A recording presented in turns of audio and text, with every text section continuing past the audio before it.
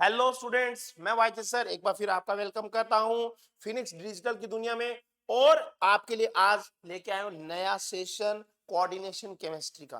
तो coordination chemistry में हम जहां तक बढ़ गए थे, मैंने कहा हमने टर्म्स देख ली थी, कॉम्प्लेक्सेस के बारे में देख लिया था थोड़ा सा, ठीक है। और आगे बढ़ते हुए अब हम बात कर रहे हैं मेटल के बारे में, लिगेंड्स के बारे में जान लिया, मेटल के बारे में थोड़ा सा जानते हैं। तो देखिए भाई, एक बार फिर से थोड़ा मैं आपको फ्लैशबैक में ले जाऊं और रिप्रेजेंट कर दूं कि कॉम्प्लेक्स होता क्या है। कॉम्प्लेक्स में दो चीजें हैं, M for metal, L for ligand. Ligands का नंबर मान लीजिए एक्स है, और ये जो स्क्वायर ब्रैकेट है दैट इज कोऑर्डिनेशन स्फीयर, इस पे कोई भी चार्ज हो सकता है। ये कैटायनिक हो सकता है, एनायनिक हो सकता है, या ये न्यूट्रल भी हो सकता है। अब मैंने कहा मेटल और लिगेंड के बीच में, मेटल और लिगेंड के बीच में जो बॉन्डिंग है वो कोऑर्डिनेट बॉन्ड है। तो मेटल की जो वैलेंसी है वो मैंने कहा यहां पे अपने को डिस्कस करनी है। मेटल की वैलेंसी दो टाइप की होती है, टू टाइप्स वो ही हमें देखने हैं कि कौन से वो दो टाइप है, डिस्कस करते हैं, ठीक है।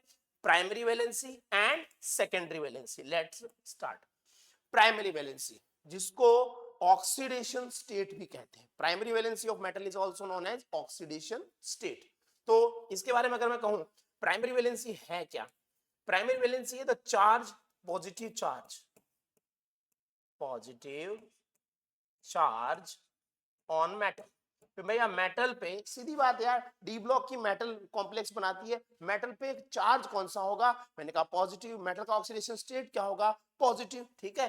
तो नेचर कैसी हो जाएगी, पॉजिटिव चार्ज है, ऑक्सीडेशन स्टेट है, तो मैंने कहा नेचर कैसी हो जाएगी, केटायन बन गया है।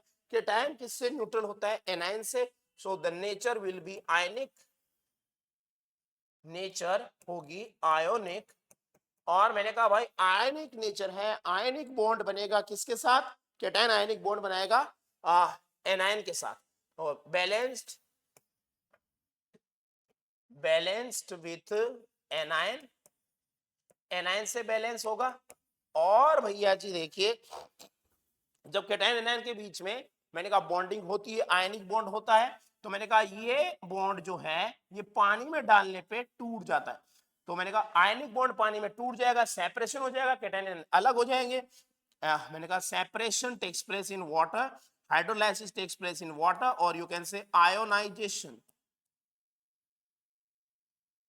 Ionisation takes place in water. पानी में कैटायन एनायन क्या हो जाएंगे, सेपरेट हो जाएंगे। और एक खास बात जो है कि कोई कॉम्प्लेक्स जो है उसकी शेप कैसी होगी, इसको आप आयनिक बॉन्ड से नहीं बता सकते, ये बताया जाता है डायरेक्शनल अप्रोच से, जो होगा कोऑर्डिनेट बॉन्ड। तो मैंने कहा प्राइमरी वैलेंसी यानी ऑक्सीडेशन स्टेट को आप शेप से रिलेट नहीं कर सकते। तो मैंने कहा shape determination not possible, shape determination not possible,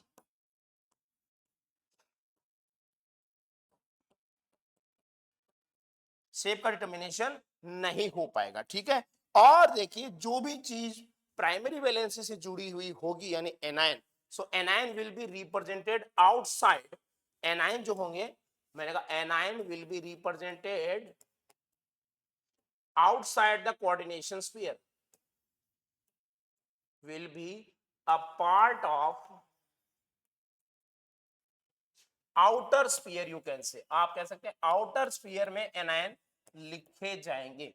now look at, अगर इसकी बात हम कर रहे हैं, लाइक मैंने कहा कोबाल्ट का एक कॉम्प्लेक्स लिया, CuNH3 ऑल 6 Cl3, तो इसको आप दूसरे फॉर्मूले में, ये तो देखिए स्ट्रक्चरल फॉर्मूला हो गया, इसको आप अगर मॉलिक्यूलर फॉर्मूला की फॉर्म में लिखते तो आप ऐसे लिखते CuCl3.6NH3, CuCl3.6 NH3। तो मैंने कहा यहाँ पे आप देखेंगे, गौर करेंगे, अमोनिया पे चार्ज क्या है, जीरो। कैसे कैलकुलेट कर रहे हैं हम, देखिए ऑक्सीडेशन स्टेट को, मैंने कहा अमोनिया तो मॉलिक्यूल है तो उस पर कोई चार्ज नहीं है। क्लोराइड जो है 3 है, उस पर चार्ज -3। तो मैंने कहा भाई कोबाल्ट जो है उस पर चार्ज हो गया +3, that is the oxidation state of cobalt. और मैंने कहा प्राइमरी वैलेंसी से जुड़े हुए जो आयन है वो है एनायन, और उन्हें आउटर स्फीयर में रखा गया है। जो मैंने बात आपसे कही, इसको अगर आप पानी में डालेंगे पानी में डालने पे क्या होगा, सेपरेशन हो जाएगा, आयोनाइजेशन हो जाएगा, केटाइन एनायन सेपरेट हो जाएंगे, CONH3 होल 6 3+ एंड मैंने कहा 3 क्लोराइड आयन अलग हो गए। डन। तो ये प्राइमरी वैलेंसी के बारे में और कैलकुलेशन के बारे में मैंने थोड़ा सा आपको बता दिया। प्राइमरी वैलेंसी कैलकुलेट करना आना चाहिए। तो मैंने कहा भाई कैलकुलेशन कैसे करेंगे, कैलकुलेशन ऑफ ऑक्सीडेशन स्टेट। तो आपको करना होता है algebraic sum of all the charges. ठीक है, मेटल का आप चार्ज का मान लीजिए x मान लीजिए, बाकी सब चार्ज का एल्जेब्रिक सम कर दीजिए। लाइक जैसे मैंने फिर से लिखा, देखिए आपके सामने complex CONH3 whole thrice and then Br.Cl.I,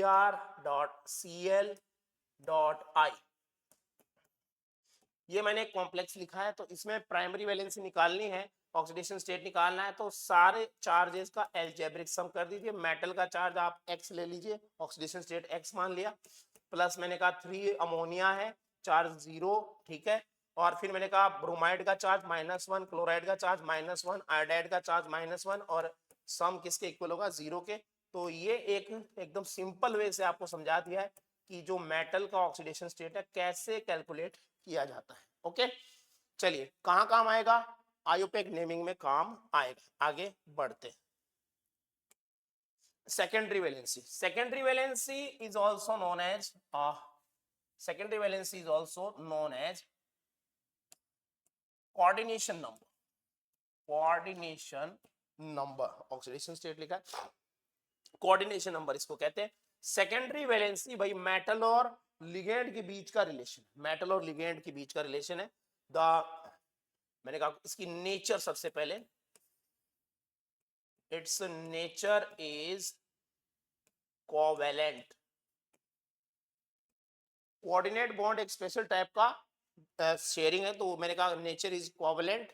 और मैंने कहा बैलेंस किससे होती है, ये balanced with ligands, balance with ligands. तो लिगेंड जो है वो पॉजिटिव भी है, नेगेटिव भी है और न्यूट्रल भी है, हमने जैसे देखा था पीछे वाले सेशन में। तो यहाँ एक बड़ा इंटरेस्टिंग सी बात आती है कि एनायन जो एनायन वो एक ही टाइम पे मेटल की प्राइमरी वैलेंसी को भी बैलेंस कर सकता है और सेकेंडरी को भी बैलेंस कर सकता है।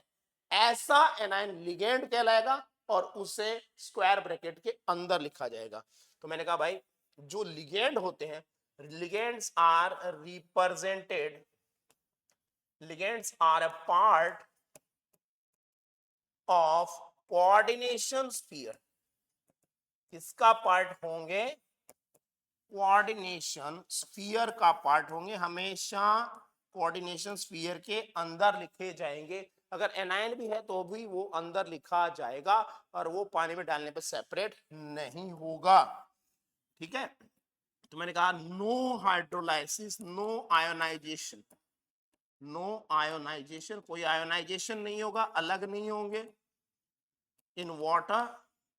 एंड जो शेप है वो आप डिटरमाइन कर सकते हैं, the shape determination is possible. Shape जो है किसी भी कॉम्प्लेक्स की वो लीनियर है या ऑक्टाहेड्रल है, टेट्राहेड्रल है, जैसा भी है, shape determination is possible, shape determination is possible. ठीक है जी। तो मैंने कहा जैसे कि आपके सामने लिखा जाए एग्जाम्पल के रूप में, मैंने कहा कोऑर्डिनेशन नंबर कैसे कैलकुलेट करते हैं। कोऑर्डिनेशन नंबर रिलेट करेंगे, coordination number of metal equals to density, density of ligand multiply by number of ligand. तो लिगेंड की जो डेंसिटी है उससे रिलेट कर सकते हैं। सीधी बात मैं आपसे कहूं, देखो लिगेंड जितने बॉन्ड बना रहा है मेटल के साथ, जितने कोऑर्डिनेट बॉन्ड बना रहा है उसको तो हम बोलते हैं उसकी डेंसिटी। मेटल टोटल जो बॉन्ड बना रही है, टोटल मिला के जो बॉन्ड बना रही है लिगेंड्स के साथ, वो है उसका कोऑर्डिनेशन नंबर या सेकेंडरी वैलेंसी। ठीक है, जस्ट फॉर एग्जांपल मैंने कहा भाई मैंने एक कॉम्प्लेक्स लिया, मान लीजिए COEN थ्राइस, ठीक है, और 3+, तो यहाँ देखिए मेटल का कोऑर्डिनेशन नंबर अगर आपको निकालना है, coordination number equals to ligand का नंबर है 3 मल्टीप्लाई बाय इथाइलिन डाइअमीन जो है वो बाइडेंटेड लिगेंड होता है, तो 3 मल्टीप्लाई बाय 2 दैट इज 6। ठीक है, तो ये बात हो गई प्राइमरी एंड सेकेंडरी वैलेंसी के बारे में। फिर मैंने कहा था एनायन के बारे में एक स्पेशल बात आपको बताई थी, तो देखिए वो भी मैं आपको यहाँ एग्जांपल के साथ बता देता हूँ। COCl3, ये कॉम्प्लेक्स लिखा मैंने COCl3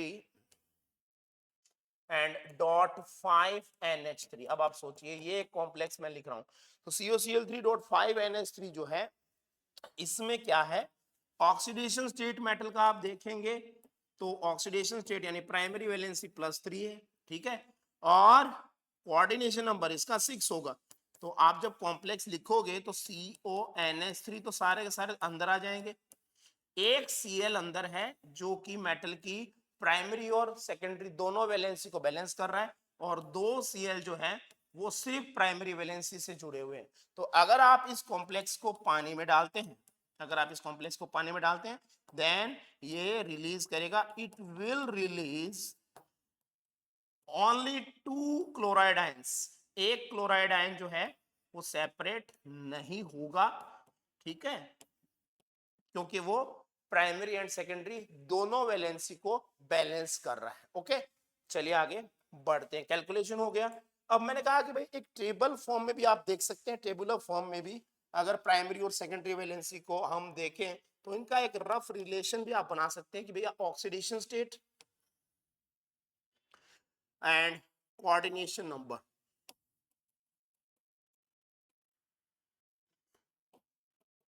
अलग अलग ऑक्सीडेशन स्टेट में आपसे जिक्र करूंगा यहाँ पे, और ये एक रफ रिलेशन भी, आइडिया भी दिमाग में हो सकता है कि भाई जब ऐसा होगा ऑक्सीडेशन स्टेट तो हमेशा कोऑर्डिनेशन नंबर भी ऐसा होगा।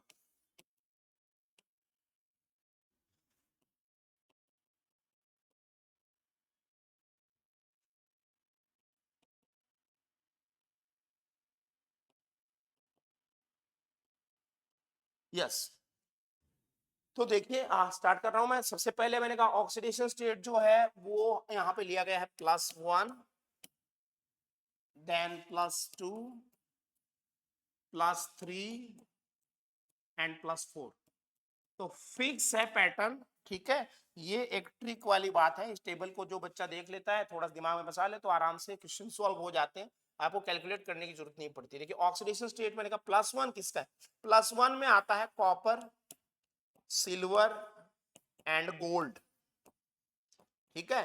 तो क्यूप्रस, अर्जेंटस एंड ऑरस की मैं बात कर रहा हूं। तो कोऑर्डिनेशन नंबर +1 में जनरली 2 होता है, ठीक है, लेकिन गोल्ड का जो है वो 2 एंड 4 भी होता है। फिर मैंने कहा ऑक्सीडेशन स्टेट +2 के बहुत सारे एग्जांपल हैं, लाइक मैंने लिखना शुरू किया सारी सारी 3D सीरीज के एग्जांपल भी अगर लिख दिया जाए, निकल है, देन मैंने कहा कोबाल्ट है, ठीक है, कॉपर है, देन जिंक है, ठीक है, देन पैलेडियम, प्लेटिनम, ये बड़े इंटरेस्टिंग एग्जांपल है। तो जर्नली कोऑर्डिनेशन नंबर +2 के साथ में जो जुड़ा हुआ है वो 4 है। +2 के साथ में मैंने कहा कोऑर्डिनेशन नंबर क्या है, 4 है। Okay, yes. और मैंने कहा भाई जो कुछ कुछ एग्जांपल्स ऐसे भी लाइक जैसे मैंने कहा कोबाल्ट है तो उसमें 4 के साथ में 6 भी होता है, लेकिन इनका पैटर्न फिक्स है। जैसे पैलेडियम और प्लेटिनम की बात मैं कह रहा हूँ तो जनरली उसका 4 ही रहेगा, ठीक है। ऑक्सीडेशन स्टेट +3 के एग्जांपल में जैसे मैंने कहा क्रोमियम है, ठीक है, कोबाल्ट है, आयरन है, ठीक है, और एक और एग्जांपल यहाँ लिखा मुझे याद है एल्यूमिनियम। तो मैंने कहा भाई इनका भी एक फिक्स पैटर्न है, लेकिन एल्यूमिनियम में मैंने कहा 4 का एग्जांपल भी है 6 के साथ, ठीक है। फिर +4 में 2 ही एग्जांपल बनते हैं, यूनिक एग्जांपल है, मैंने बोला palladium and platinum, palladium and platinum, और मैंने कहा भाई इनका फिक्स पैटर्न है, कोऑर्डिनेशन नंबर क्या होता है, 6 होता है, ठीक है। तो ये मैंने आपसे थोड़ी सी चर्चा जिक्र कर लिया है, सारी ऑक्सीडेशन स्टेट और कोऑर्डिनेशन नंबर आपके साथ डिस्कस कर ली। चलिए आगे बढ़ते हैं। अब आयुपेक नेमिंग की बात आ गई। आयुपेक नेमिंग में मैं सीधी बात करूंगा भाई, देख लीजिए आप एक पैटर्न देख लेते हैं क्या कैसे नाम लिखा जाएगा। आपको अगर ऑक्सीडेशन स्टेट निकालना आ गया है, आपको लिगेंड के बारे में बता दिया था मैंने कि लिगेंड का नाम जो है एंड विथ आपको ओ लगा के एंड करना है। तो पहला स्टेप क्या होगा, स्टेप वाइज चलेंगे। देखिए कोई भी कॉम्प्लेक्स लिखा हुआ है, पहला स्टेप है आप ऑक्सीडेशन स्टेट निकाल लीजिए। ऑक्सीडेशन स्टेट निकाला आपने, -3 0 +3, ये लीजिए ऑक्सीडेशन स्टेट आ गया। सेकंड स्टेप है आपको चेक करना है कोऑर्डिनेशन स्फीयर को, स्फीयर पे चार्ज कौन सा है। तो देखो कैटायन एंड आयन, ध्यान दीजिए दो केस में यहां बता देता हूं। पहले केस फर्स्ट, केस फर्स्ट बाकी प्रैक्टिस से करेंगे हम। केस फर्स्ट में मैंने कहा sphere, sphere coordination sphere is negatively charge, negatively charged. अगर वो नेगेटिवली चार्ज है तो क्या करना होता है, तो मेटल का आपको लिखना होता है metals Latin name, Latin root name, जो उसका सिंबल है लैटिन तो उससे, अदरवाइज इंग्लिश नेम है, इंग्लिश सिंबल है तो इंग्लिश वाला ही रखेंगे लैटिन रूट नेम। और फिर उसके बाद में आपको सफिक्स लगाना होता है +8 and then followed by oxidation state, oxidation state in Roman. Metal का ऑक्सीडेशन स्टेट रोमन में लिखना है, ठीक है, इन ब्रैकेट, ब्रैकेट में लिखना है, रोमन में लिखना है, लाइक मैंने कहा फर्स्ट सेकंड थर्ड, इस तरीके से, ठीक है। दूसरा जो है, दूसरा जो जो यहां पे लिखा हुआ है केस सेकंड, ये केस सेकंड का हिस्सा है। देखिए केस सेकंड में, केस सेकंड में मैंने कहा मेटल जो स्फीयर है वो positively charge, sphere is positively charge और न्यूट्रल। जब ऐसा हो जाए स्फीयर पॉजिटिवली चार्ज है या न्यूट्रल है तो आप क्या लिखेंगे, metal English name, metal English name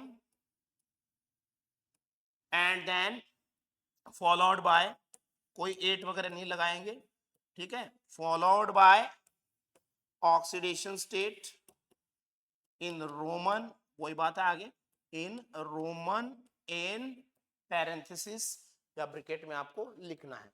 तो चलिए एक प्रैक्टिस में सामने एग्जांपल लिखा है, कुछ और एग्जांपल शेयर करूंगा आपके साथ। यस, फटाफट से देखिए।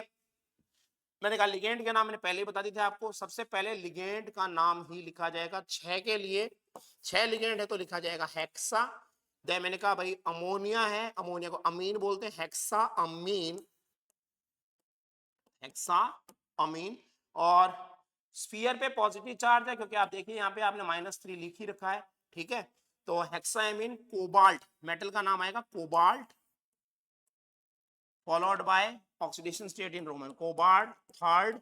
अब लिखा जाएगा एनायन का नाम क्लोराइड। आई होप ये सबको क्लियर है। अब 8 वाला एग्जांपल भी देख लेते हैं, 8 सफिक्स वाला एग्जांपल।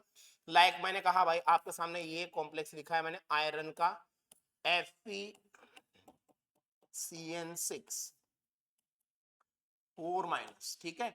चलिए तो सबसे पहली बात मैंने इसका ऑक्सीडेशन स्टेट निकाला -6 एंड देन मैंने कहा +2, ठीक है। तो +2 ऑक्सीडेशन स्टेट आपने निकाल लिया। अब देखिए इसका नाम लिखते हैं, तो मैंने कहा भाई हेक्सा, स्फीयर पे नेगेटिव चार्ज है, अब आयरन नहीं लिखेंगे आप, अब यहाँ पे फेरम लिखा जाएगा, फेरम +8 तो नाम हो जाएगा फेरेट। ओके, बस इतना ही ध्यान देना है। तो मैंने कहा भाई हेक्सा साइनिडो सी फेरेट, फेरेट देन सेकंड, ये हो गया इसका प्रॉपर आयोपेक नेम। ओके, 8 कैसे लगता है। चलिए एक दो यूनिक एग्जांपल और लेते हैं।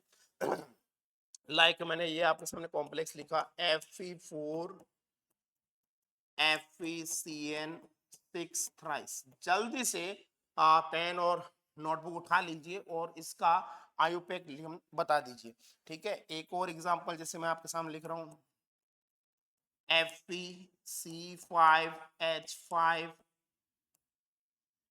ट्वाइस, ठीक है। ये दो यूनिक एग्जांपल है, ठीक है। और मैंने कहा इनका आयुपेक नेम फटाफट से आप बता दीजिए, आगे बढ़ता हूं। उसके अलावा कुछ और एग्जांपल जैसे मैंने कहा अच्छे एग्जांपल आपके लिए, like NiCO4, this is the example. Then दोनों स्फीयर हो तो ऐसा एग्जांपल भी शेयर करना है आपके साथ, ले लीजिए CuNH3 ऑल 4 NiCl4। ये कुछ एग्जांपल मैंने आपके साथ में शेयर किए हैं, इनके अपने को आयुर्वेदिक नेम लिखने हैं। Let's practice start. तो देखिए सबसे पहली बात, ये जो है कॉम्प्लेक्स, इसमें आप जब डील करेंगे, वैसे बहुत ही इंपॉर्टेंट एग्जांपल है ये प्रैक्टिकल ऑर्गेनिक केमिस्ट्री में भी है, प्रैक्टिकल इनऑर्गेनिक केमिस्ट्री में भी है।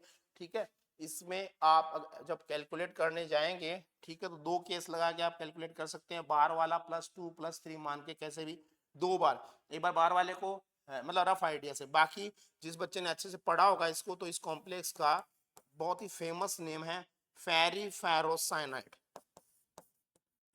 फेरिफेरोसाइनाइड। और मैंने कहा यार इसका प्रूशियन ब्लू कलर जो है, प्रूशियन ब्लू कलर जो है इसका, वो फेमस है, टेस्ट में आता है। ठीक है, ये नाइट्रोजन का एस्टिमेशन, नाइट्रोजन का डिटेक्शन करने काम आता है।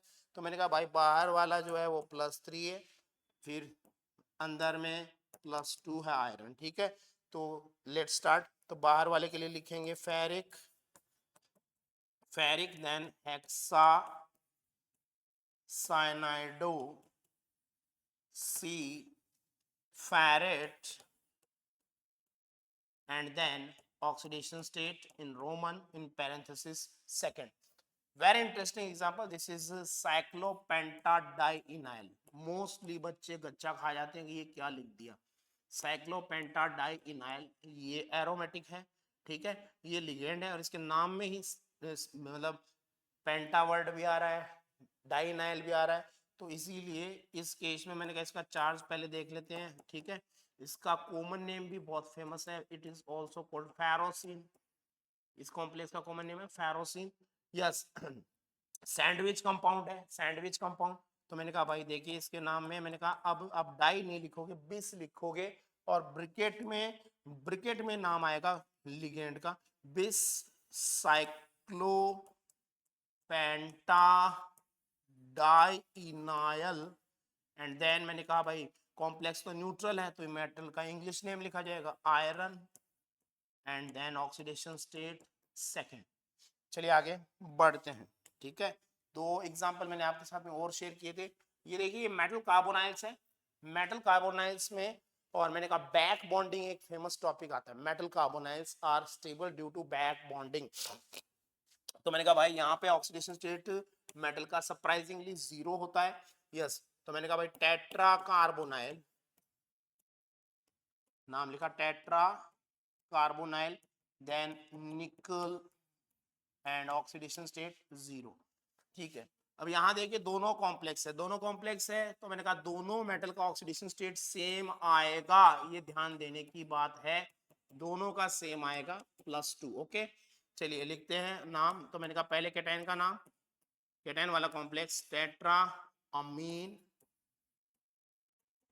टेट्रा अमीन मेटल कैटायन है, तो मैंने कहा इंग्लिश नेम आएगा कॉपर सेकेंड, एंड देन उसके बाद में एनायनिक कॉम्प्लेक्स का नाम टेट्रा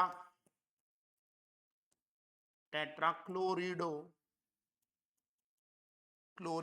देन निकलेट सेकेंड। ठीक है, तो मैंने काफी ये आपके साथ में एग्जांपल डील कर लिए। एक और एग्जांपल मुझे अच्छा ध्यान आ रहा है, जिसमें मैंने कहा एक ही मेटल्स के एग्जांपल से, और मैं आपको ये बता सकता हूं कब 8 लगना है, कब 8 नहीं लगना है। ठीक है, और कब जो है वो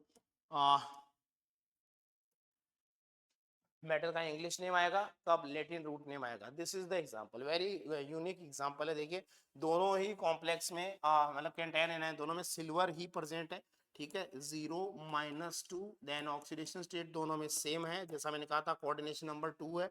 यस, तो नाम लिखा मैंने कहा पहला कैटायन है तो मेटल का इंग्लिश नेम आएगा, दूसरा एनायनिक कॉम्प्लेक्स है तो लैटिन रूट नेम के साथ में 8 सफिक्स लगेगा। यस, डाई अमीन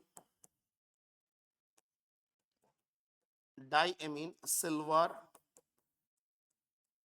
first, then dichlorido argentate first. तो ये मैंने कुछ आपके साथ में एग्जांपल डील किए आयोपेक नेमिंग टॉपिक पे, ठीक है। चलिए आइसोमरिज्म स्टार्ट करते हैं। कॉम्प्लेक्स में आइसोमरिज्म की दो कैटेगरी अपन बना सकते हैं। मैंने कहा पहली कैटेगरी होगी स्ट्रक्चरल आइसोमरिज्म, स्ट्रक्चरल आइसोमर, दूसरी होगी stereo isomerism, structural and stereo isomerism. तो स्टार्ट करते हैं बिना टाइम वेस्ट के स्ट्रक्चरल आइसोमरिज्म। स्ट्रक्चरल आइसोमरिज्म क्या होता है? स्ट्रक्चरल आइसोमरिज्म में, जी हाँ, स्ट्रक्चरल आइसोमरिज्म में मैंने कहा भाई क्या होता है, मॉलिक्यूलर फॉर्मूला सेम होता है, molecular formula MF same, but SF यानी स्ट्रक्चरल फॉर्मूले जो है वो डिफरेंट होते हैं, बट एसएफ आर डिफरेंट होते हैं। अब वो स्ट्रक्चरल फॉर्मूले डिफरेंट कैसे होते हैं, तो उसके अंदर टाइप्स आ जाएंगे आइसोमरिज्म के। चलिए स्टार्ट करते हैं।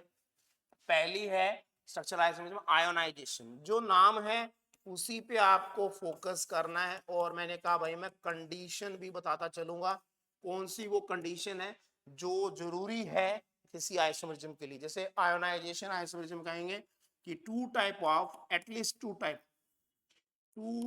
Type of anions should be present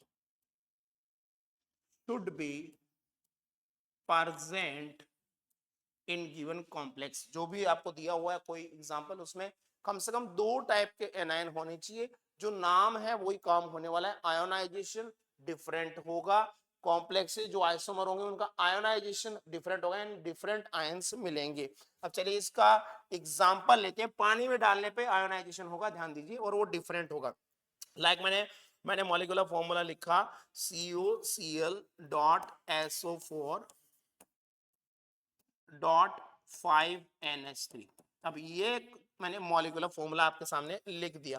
अब इसमें देखिए दो टाइप के एनायन है। मैंने कहा एक सल्फेट है और एक क्लोराइड है, ठीक है। मेटल का ऑक्सीडेशन स्टेट हमने देख लिया, मेटल का ऑक्सीडेशन स्टेट फिक्स है +3, कोऑर्डिनेशन नंबर 6 होना चाहिए। तो क्यों? क्योंकि मैंने आपको टेबल में भी समझाया था, कोबाल्ट का जब +3 ऑक्सीडेशन स्टेट होता है तो उसका कोऑर्डिनेशन नंबर 6 होगा ही। तो मैंने कहा CONH3 5Cl और बाहर लिख दिया मैंने क्या, SO4। दूसरा जो आयोनाइजेशन आइसोमर लिखेंगे उसमें मैंने कहा अंदर बाहर कर दो, ठीक है, एनायन को। तो मैंने कहा भाई सल्फेट को अंदर ले लिया और क्लोराइड को बाहर कर दिया, डन।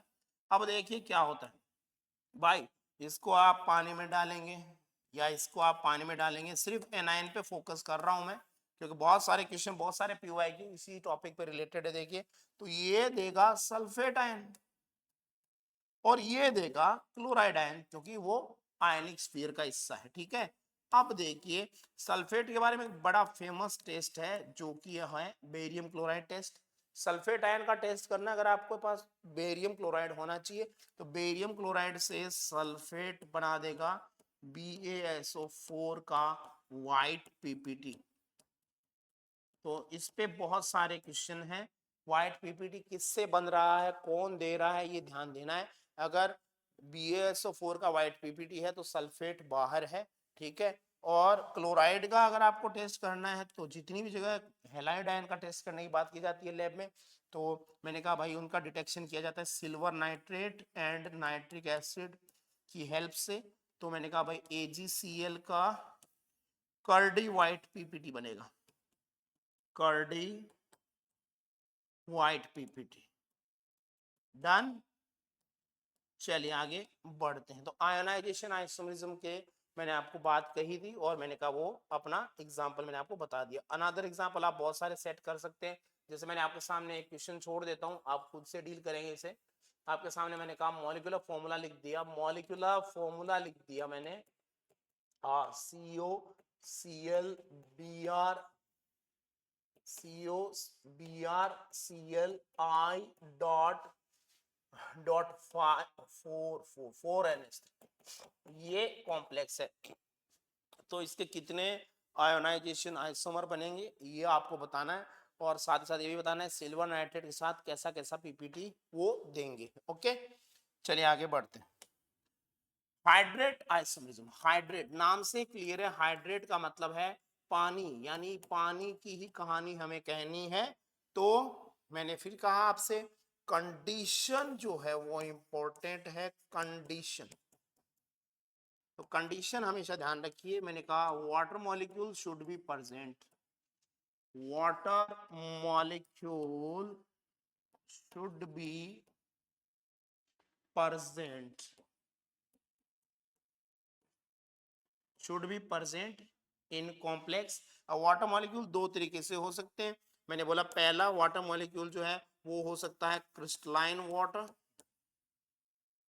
कॉम्प्लेक्स में वाटर मॉलिक्यूल दो तरीके से हो सकता है, क्रिस्टलाइन वाटर है तो भैया वो आउटर स्फीयर का हिस्सा है and it would be removable, removable, ठीक है।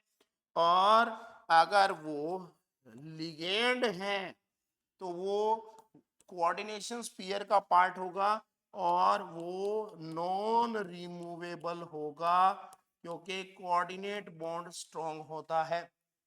तो अगर देखिए गर्म करने पे वाटर मॉलिक्यूल दूर हो जाए तो इसका मतलब वो किसका हिस्सा है, आउटर स्फीयर का हिस्सा है, क्रिस्टलाइन वाटर है। और अगर वो गर्म करने से दूर नहीं हो रहा है तो वो लिगेंड है और इनर स्फीयर का हिस्सा है। तो वाटर मॉलिक्यूल का दो रोल हो सकता है किसी कॉम्प्लेक्स में। Let's check. तो बहुत ही यूनिक एग्जांपल है, एनसीईआरटी बेस्ड बोल दीजिए, और मैंने कहा रिसर्च में भी, रिसर्च में भी चाहे आप एमएससी किए हो, आगे जाके रिसर्च किया हो, तब भी मैंने कहा यही एक एग्जांपल स्पेशली डील किया जाता है, CrCl3।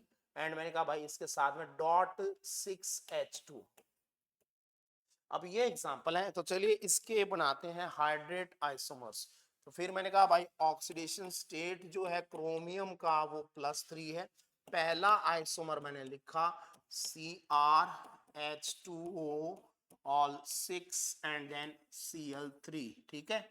तो सारे सारे H2O अंदर है लिगेंड के रूप में, इसको गर्म करोगे इसकी सेहत पे कोई फर्क पड़ेगा नहीं। देन मैंने कहा भाई दूसरा मैंने लिखा CrH2O5, एक Cl अंदर ले लिया, एक वाटर मॉलिक्यूल बाहर फेंक दिया, .H2O, ठीक है। तो इसको गर्म करोगे कोई इफेक्ट नहीं हुआ, इसको गर्म करोगे तो मैंने कहा भाई एक वाटर मॉलिक्यूल एलिमिनेट आप कर सकते हो, ठीक है। फिर ऐसे ही मैंने कहा भाई नेक्स्ट में CrH2O5 कोऑर्डिनेशन नंबर 6 ही रखना है, ठीक है। अंदर एक और Cl आ गया, ठीक है, और .2H2। इसको अगर आप गर्म करने की बात करोगे तो मैंने कहा यहाँ 2H2O जो है वो रिमूवेबल है, ठीक है। एक और बन सकता है, देखो बन सकने की बात जो है कितने बन सकते हैं, तो मैंने कहा एक और बन सकता है COH2O, सॉरी यहाँ पे 4 है ना, हाँ COH2O thrice and then Cl3, ठीक है, और .3H2O।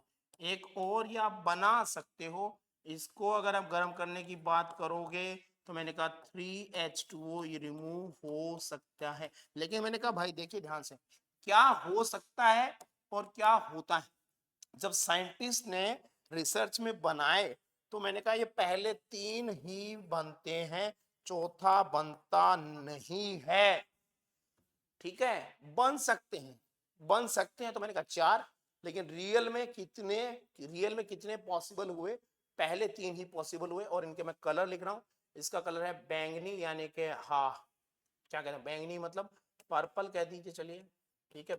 हल्का हरा लाइट ग्रीन, लाइट ग्रीन, और ये है गहरा हरा यानी कि डार्क ग्रीन, डार्क ग्रीन। तो कलर देख के पहचाने हैं, कलर देख के पहचान सकते हैं इन तीनों कॉम्प्लेक्स को, ठीक है। लीजेंडरी एग्जांपल था, मैंने आपके साथ शेयर किया। आइसोमरिज्म थी हाइड्रेट आइसोमरिज्म। नेक्स्ट है कोऑर्डिनेशन आइसोमरिज्म।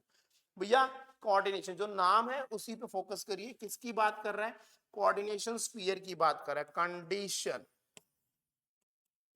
हर बार देखिए आपको कंडीशन बताई जा रही है, कोऑर्डिनेशन स्फीयर की बात कर रहा है। तो कॉम्प्लेक्स कैटायन और कॉम्प्लेक्स एनायन, यानी दो तरीके के स्फीयर होने चाहिए, कॉम या ऐसे कहते हैं भाई anion and cation, anion and cation both should be complex, दोनों ही कॉम्प्लेक्स होने चाहिए तभी ये आइसोमरिज्म होती है। तो लिगेंड का एक्सचेंज होगा कैटायन एनायन में, बात करता हूं मैं सीधी। चलिए तो मैंने कहा भाई कॉम्प्लेक्स लिख दिया मैंने, लाइक आप पैलेडियम और प्लेटिनम का ले लेते हैं या कॉपर और निकल का ले लेते हैं, चलो कॉपर निकल लेते हैं, CuNH3 ऑल 4 और इधर लिख दिया NiCl4 और दूसरा लिख दिया मैंने भैया एक्सचेंज कर दिया लिगेंड का, तो क्या होगा निकल का कॉम्प्लेक्स कैटायन में NH3 ऑल 4 और कॉपर आ जाएगा एनायन में CuCl4। सो लुक एट, मैंने कहा ये दोनों एग्जांपल जो है इनमें लिगेंड का एक्सचेंज हुआ है कोऑर्डिनेशन स्फीयर में, तो इसीलिए इसे कहते हैं कोऑर्डिनेशन आइसोमरिज्म। ठीक है, चलिए आगे बढ़ते हैं। ओके, नेक्स्ट में देखिए लिंकेज, लिंकेज आइसोमरिज्म यानी कि बॉन्डिंग की बात कर रहा है, कौन सा वो लिगेंड है, हमने डिस्कस किया था पीछे वाले सेशन में, कौन सा वो लिगेंड है जो बॉन्डिंग चेंज कर सकता है, कमेंट करके बताइए।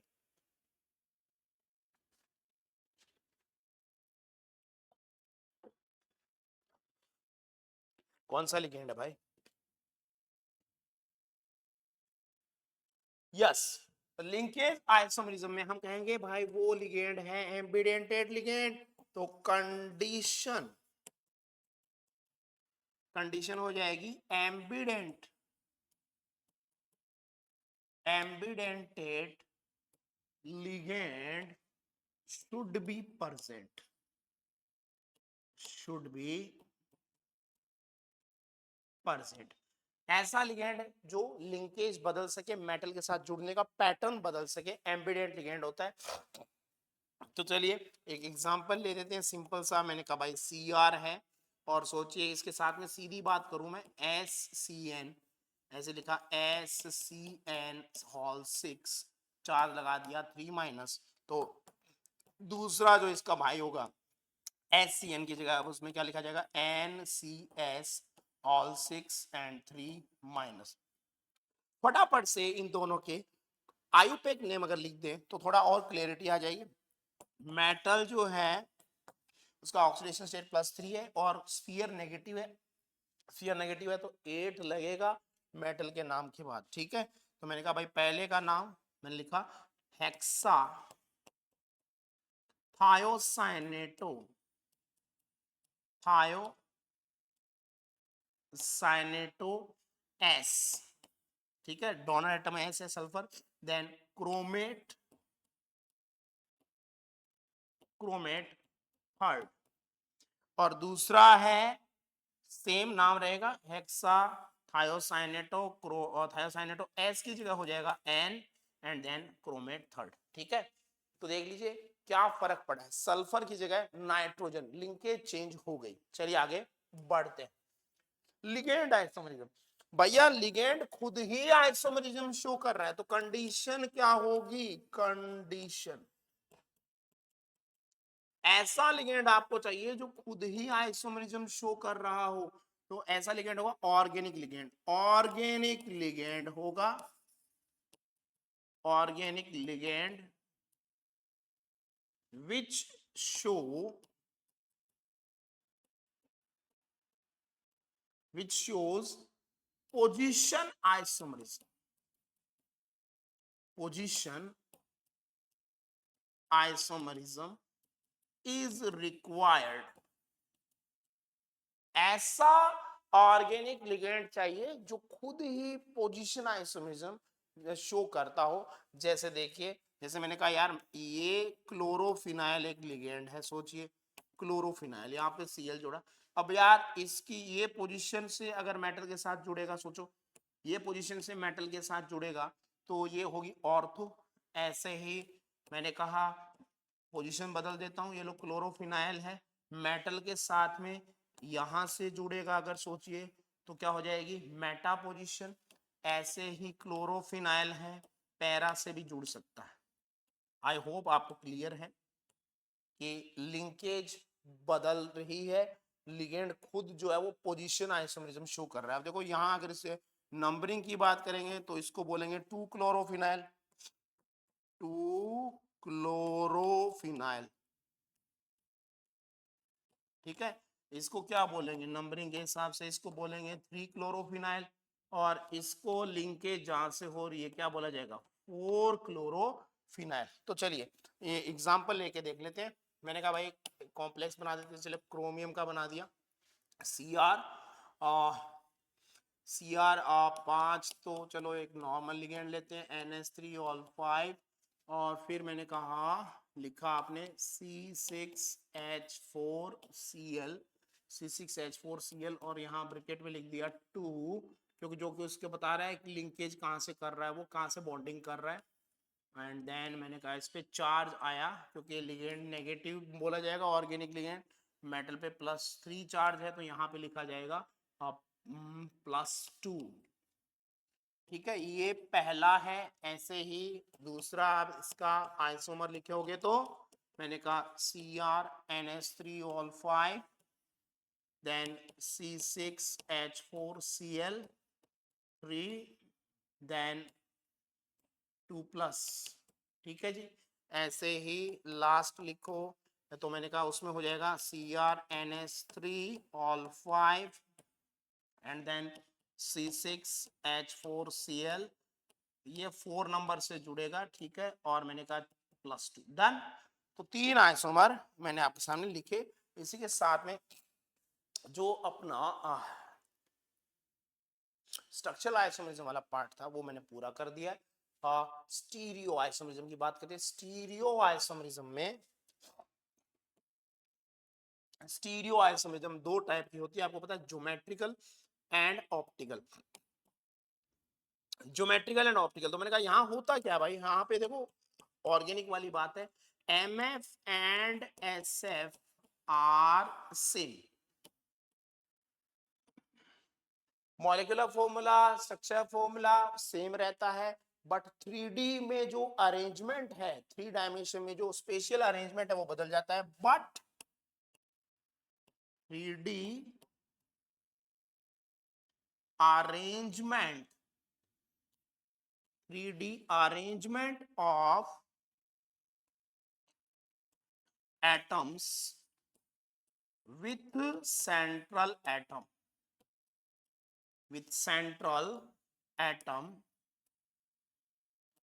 will be differ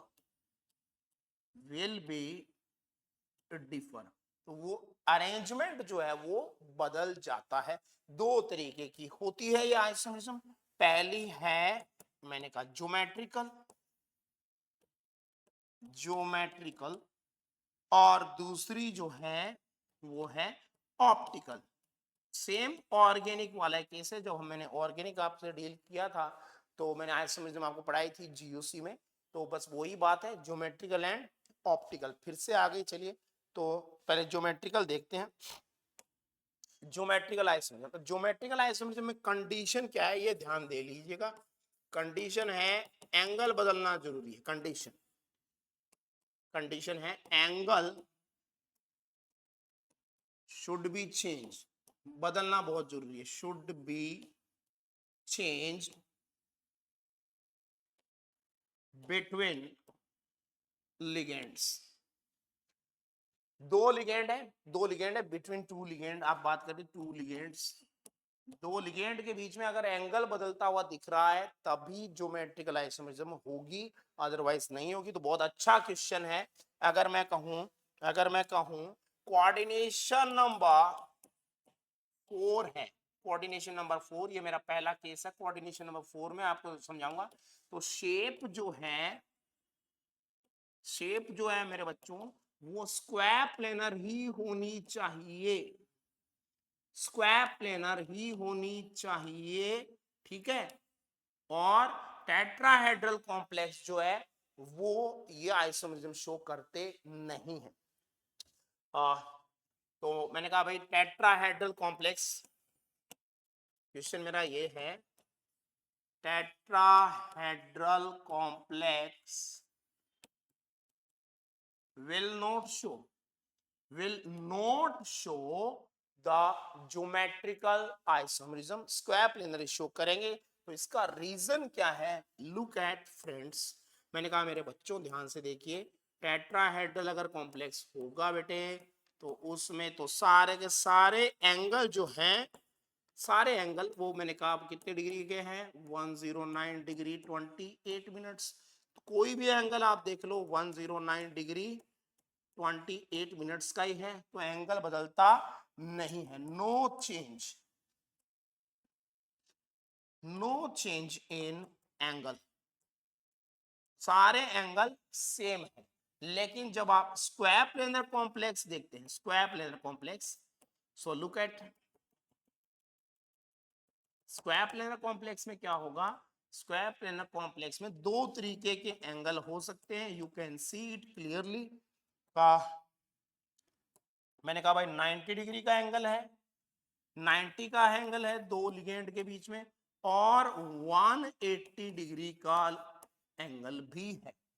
तो यहीं से बात आती है, अगर सेम लिगेंड्स 90 डिग्री पे है, 90 डिग्री पे है, तो हम कह देते हैं 90 डिग्री एंगल वाले को बोल देंगे सिस, और अगर 180 डिग्री पे है तो बोल देंगे ट्रांस, ठीक है। चलिए आगे बढ़ते हैं। तो मैंने कहा कोऑर्डिनेशन नंबर 4 में एग्जांपल मैं सेट करूंगा प्लेटिनम 2+ के कॉम्प्लेक्स, क्योंकि उनकी शेप ध्यान दीजिएगा, प्लेटिनम 2+ के जितने भी कॉम्प्लेक्स है प्लेटिनम के, ठीक है, +2 में वो सारे स्क्वायर प्लेनर ही होते हैं। तो प्लेटिनम 2+ का आपने एक कॉम्प्लेक्स उठाया, पहला एग्जांपल लिया है देखिए PtPl2.2NH3, ये हो गया मॉलिक्यूलर फॉर्मूला, मॉलिक्यूलर फॉर्मूला। फिर मैंने कहा भाई इसका लिख दिया मैंने आपके सामने structural formula, PtNH3 twice Cl2, ठीक है जी। अब मैंने कहा इसके ये हो गया आपका स्ट्रक्चरल फॉर्मूला। अब आपको बता रहे हैं स्पेशियल अरेंजमेंट कैसे बदलता है, लुक एट। तो ये पहला आइसोमर हुआ Cl 90 degree, NH3 90 degree, done, दिख रहा है सबको। सो it is cis isomer 90 degree पे, देख लीजिए आप सिस आइसोमर। देन मैंने कहा दूसरा एग्जांपल लिया बेटे PT एंड देन यस, तो मैंने कहा Cl 180 degree, NH3 180 degree, okay. So it is trans isomer, okay. आगे बढ़ते हैं, नेक्स्ट एग्जांपल ऐसे ही अगर मैं एक छोटा सा यूनिक एग्जांपल आपके सामने डालूं, मैंने कहा भाई चारों लिगेंड अलग अलग कर दो, अगर आप PT NH3 then H2O then Br then Cl, तो ये जो कॉम्प्लेक्स होगा इसके कितने ज्योमेट्रिकल आइसोमर बनेंगे? तो देखिए बारी बारी से आप एक लिगेंड को फिक्स रखते हुए बारी बारी से तीनों को उसके ट्रांस रख दो, ठीक है। तो आंसर आएगा इसके टोटल बनेंगे, टोटल आइसोमर्स 3 बनेंगे, टोटल ज्योमेट्रिकल आइसोमर्स मैंने कहा बनेंगे कितने 3, और वो आपके सामने मैं बना रहा हूं, yes.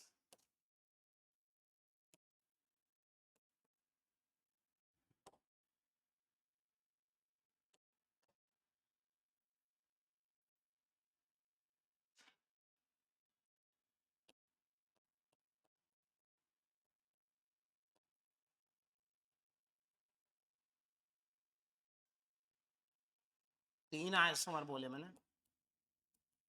Yes friends, look at, आप किसी भी एक लिगेंड को फिक्स कर दीजिए। जैसे मैंने कहा भाई, मैंने तो फिक्स कर दिया अमोनिया को, तो इसके साथ में मैंने पहले H2O लिखा है ट्रांस पे, फिर मैंने इसके साथ में Br लिख दिया, Br माइनस, और लास्ट में Cl माइनस। डन। तो आप अगर ध्यान दें, पैटर्न पे ध्यान दें, तो आप पाएंगे कि ये जो 3 मैंने एग्जाम्पल लिखे हैं, इन तीनों में एक्चुअली में मैंने अमोनिया को फिक्स नहीं किया है, सिर्फ किसी भी लिगेंड को एक को देख लो वो फिक्स है, उसके साथ में बाकी 3 जो है वो ट्रांस पे रखे गए हैं। तो ये ज्योमेट्रिकल आइसोमरिज्म का यूनिक एग्जांपल था कोऑर्डिनेशन नंबर 4। जैसा कि मैंने कहा, चलिए आगे बढ़ते हैं। कोऑर्डिनेशन नंबर 4 के बाद में मैंने कहा एक चीज ध्यान देने की है कि अगर आपके पास में पॉलीडेंटेड लिगेंड हो यानी बाइडेंटेड लिगेंड हो, जैसे कि मैंने एम, देखो अगर आपके सामने ऐसे लिखा जाता है Ma2B2, तो ये जो सिंबल है ये है मोनोडेंटेड लिगेंड का, मोनोडेंटेड लिगेंड का, ठीक है। और अगर ऐसे लिख दिया जाए MAB ट्वाइस, कैपिटल में लिखा है, ठीक है, तो ये जो सिंबल है ये है बाइडेंटेड लिगेंड का, बाइडेंटेड लिगेंड। और बाइडेंटेड लिगेंड जो है वो कभी भी ट्रांसपोजिशन पे लिंकेज के साथ में रिंग नहीं बना सकता, तो ट्रांसपोजिशन में उसको कनेक्ट नहीं करना है। बाइडेंटेड लिगेंड नेवर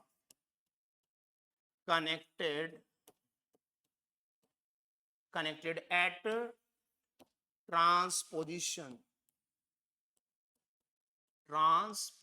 ये ध्यान देना है, ट्रांसपोजिशन विथ इट्स लिंकेज, वो अपने दोनों जो लिंकेज वाले एटम है उनके साथ में कनेक्टिविटी करते हुए ट्रांसपोजिशन पर नहीं जुड़ेगा। तो ये जो मैं बात कह रहा हूं इसको समझने के लिए देखिए एग्जांपल मैं आपके सामने लिख रहा हूं।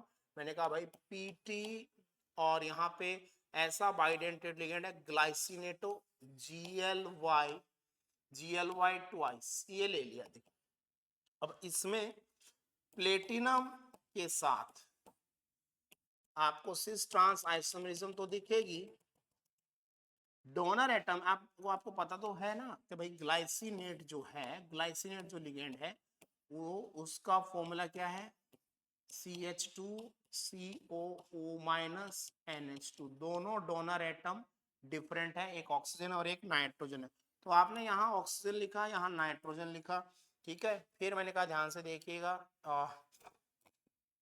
ऑक्सीजन नाइट्रोजन, एक मिनट, मैंने कहा सेम एटम आपको 90 डिग्री पे चाहिए, तो यहां मैंने लिखा ऑक्सीजन ऑक्सीजन, और यहां मैंने लिखा नाइट्रोजन नाइट्रोजन, तो हो गया ना, देखो सिस। लेकिन आप जब कनेक्ट करोगे तो आप ट्रांस कनेक्ट नहीं कर सकते, आपको सिस ही कनेक्ट करना होगा। तो नाइट्रोजन एंड ऑक्सीजन की जो कनेक्टिविटी है वो ऐसे, ठीक है, दैट इज GLY।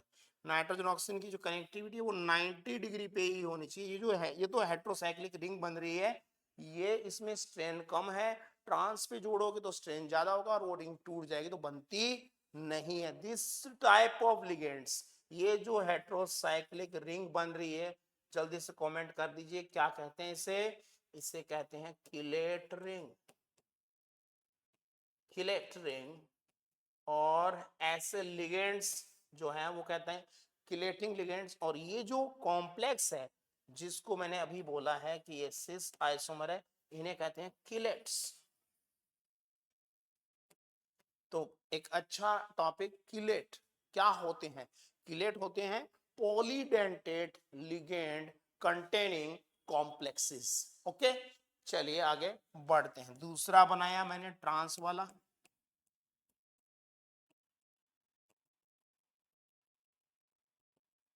ट्रांस वाला बनाया। देखिए तो मैंने कहा यार अपोजिट कर दो, oxygen oxygen nitrogen nitrogen, okay. लेकिन कनेक्टिविटी का तो आपको वही ध्यान रखना है, 90 डिग्री पे ही लिंकेज के साथ कनेक्ट होना मांगता है। गल पल्ले बंधले। तो ये हो गया भाई ट्रांस।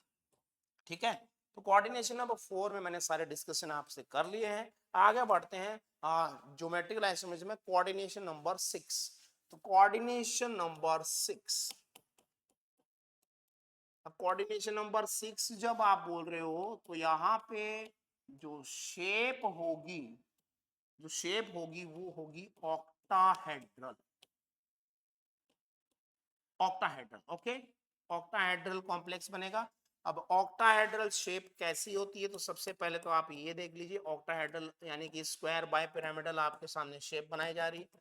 तो इसमें भी एंगल कैसे बदलेगा, देख लीजिए, ligand number 1 2 3 4, ligand number 5 and ligand number 6। तो भैया यहाँ भी दो तरीके के एंगल आपको क्लियरली दिख रहे होंगे, 90 डिग्री एंड 180 डिग्री। ये 90 डिग्री है एंगल, और मैंने कहा एक ही लाइन पे जब आ जाता है मामला तो 180 डिग्री एंगल भी है। तो सेम लिगेंड 90 पे है तो सिस, और मैंने कहा 180 पे चले जाएंगे तो ट्रांस। तो एक यहाँ पे एग्जांपल कोबाल्ट के कॉम्प्लेक्स लेते हैं, कोबाल्ट 3+। पहला कॉम्प्लेक्स मैंने कहा फॉर्मूला उसका इस टाइप का हो जाएगा Ma4B2। चलिए इस टाइप का कॉम्प्लेक्स बना देते हैं कोबाल्ट का, CONH3 ऑल 4Cl2, ये लो। और +3 बनाना चाहते हो तो भैया भाई इस पे फिर +1 चार्ज लगाना पड़ेगा, अदरवाइज तुम कोबाल्ट +2 भी ले सकते थे। तो इसके मैंने कहा दो आइसोमर कौन कौन से होंगे, जल्दी से बना देते हैं।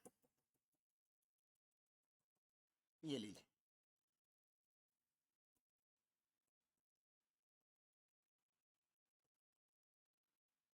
यस मित्रों, तो मैंने कहा भाई Cl 90 पे, बात खत्म। Cl 180 पे दिख रहा है आपको। देन ये लीजिए, तो ये पहले वाला हो जाएगा सिस, दूसरा हो गया trans. Okay,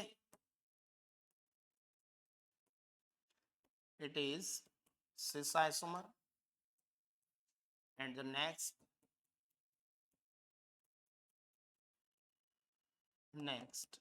that is trans isomer। Charge लगाया 1+, ये हो गया क्योंकि इसमें 180 डिग्री पे है Cl। ओके, तो Ma4B2 टाइप कॉम्प्लेक्स इंपॉर्टेंट है, याद रखिएगा। मैंने कहा ये इंपॉर्टेंट है, ये आपको ऑप्टिकल भी बताएगा। तो थोड़ा सा यहाँ अगर मैं ऐड कर दूं, इन दोनों में से एक कॉम्प्लेक्स जो है वो ऑप्टिकली एक्टिव है, एक ऑप्टिकली एक्टिव नहीं है। ठीक है, चलिए आगे बढ़ते हैं। नेक्स्ट में मैंने कहा भाई यूनिक एग्जांपल जो बहुत अच्छा एग्जांपल बनेगा तो वो है Ma3B3 टाइप कॉम्प्लेक्स। और भैया बहुत ही इंपॉर्टेंट है ये टॉपिक ज्योमेट्रिकल आइसोमेरिज्म के हिसाब से। Ma3B3 कॉम्प्लेक्स को आप आइसोमेरिज्म को सिस ट्रांस वाला केस नहीं बोलते हुए क्या बोलते हैं, फैक एंड मर आइसोमेरिज्म, फैक मर आइसोमेरिज्म। फैक एंड मर आइसोमेरिज्म में देखिए, मैंने कहा भाई एग्जांपल लिया CONH3 all thrice Cl3। Now look at fake isomer क्या है, मर आइसोमर क्या है। पहले हम बना रहे हैं फैक आइसोमर। स्क्वायर बनाया, ऑक्टाहेड्रॉन जो होता है, ऑक्टाहेड्रॉन उसमें टोटल 8 फेस होते हैं। One equilateral triangle is a face, एक इक्विलेटरल ट्रायंगल एक फेस होता है। ठीक है, तो फेसियल आइसोमर जो होगा उसमें मैंने कहा एक फेस पे एक सेट डाल दीजिए। एक फेस जो है वो मैंने कहा क्या है, इक्विलेटरल ट्रायंगल, और एक फेस के 3 कॉर्नर है, उन पे एक सेट लिगेंड का डाल दीजिए। सेट का मतलब है 3 लिगेंड जो सेम है, तो एक सेट आप डाल दीजिए और आपकी बात खत्म हो जाएगी। ये लीजिए, ये Cl लिखा, ये Cl लिखा, ये Cl लिखा। तो मैंने कहा अगर आपको अच्छे से दिखाई दे रहा है, देखिए भाई मैंने जो कह रहा था बात, मैंने कहा भाई एक सेट डाल दीजिए, ये आपका हो गया एक face, this is a face,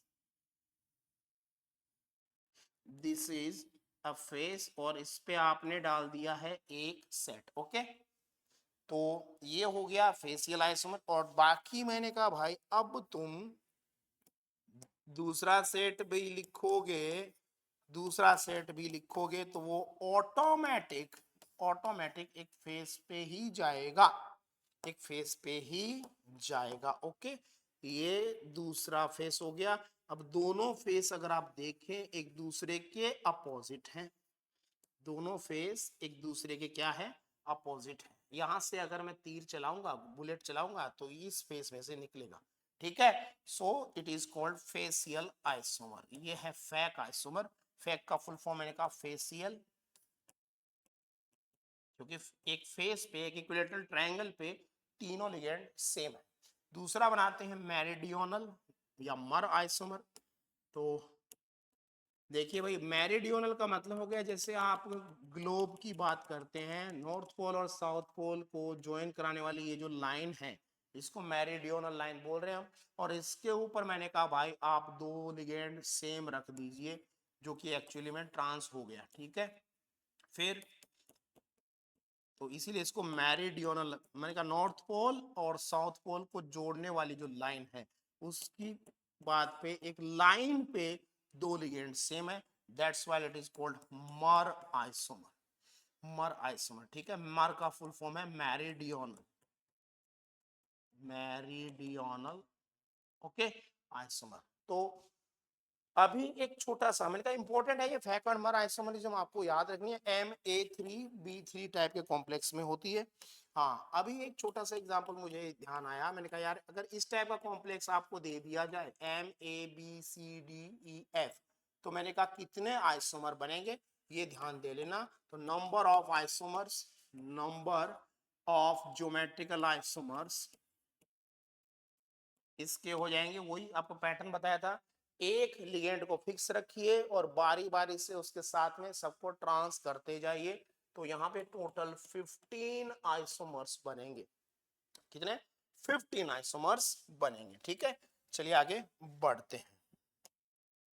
optical isomerism, optical isomerism में हम कहते हैं भाई कि भैया ऑप्टिक्स यानी कि light, PPL, plane polarised light को कोई मॉलिक्यूल रोटेट कर देगा। रोटेट कब करेगा? जब वो कायरल होगा।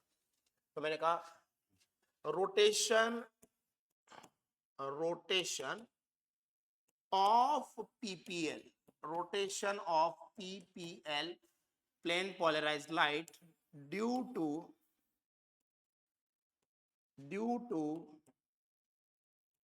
कायरलिटी, कायरलिटी, ये भैया एक्सट्रैक्ट है समरी।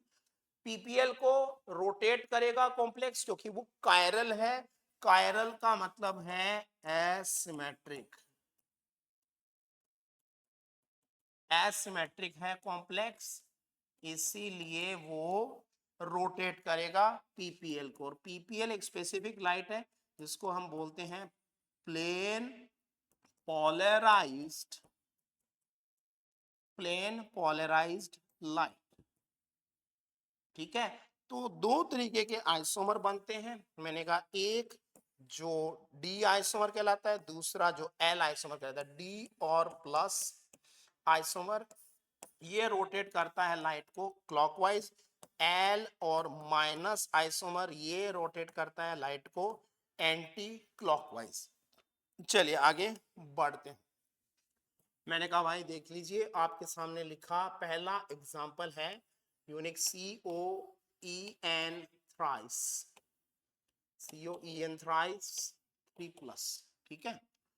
और ये एक किलेट है, पहली बात ये किलेट है, ये सिमेट्रिकल नहीं है कॉम्प्लेक्स, ठीक है। तो मैं अगर इसके ऑप्टिकल आइसोमर बनाऊं, इनेंशियोमर बनाऊं, मिरर इमेज आइसोमर बनाऊं, non super impossible mirror image isomer, तो इस तरीके से मैंने कहा भाई आप देखिए डोनर एटम अगर आप लिखते हैं तो एन है, बाकी मैंने कहा आपको लिखने का तो कोई मतलब नहीं है, हमें तो सिर्फ ये पता होना चाहिए कि ये EN है, ठीक है। और मैंने कहा इस पे चार्ज है 3+, इसके सामने आप लगाएंगे मिरर, मिरर, तो मिरर में इसका इनेंशियोमर जो है वो बनेगा, एक डी है दूसरा एल है, तो जैसे कनेक्ट किया गया उसके अपोजिट से। Okay, yes.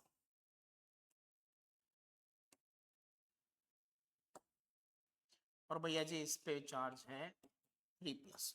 अब मुझे नहीं पता, मेरे पास पोलैरिमीटर नहीं है, मुझे नहीं पता कौन किधर रोटेट करेगा, ठीक है, लेकिन मुझे ये पता है कि दोनों का जो पीपीएल का रोटेशन है उसकी डायरेक्शन अपोजिट होगी बस, और एंगल सेम रहेगा। तो अगर मैं इसको लिख देता हूं डी, तो ये ऑटोमेटिक लिखा जाएगा एल। ओके, चलिए आगे बढ़ते हैं। नेक्स्ट में एग्जाम्पल जो है वो है अपना,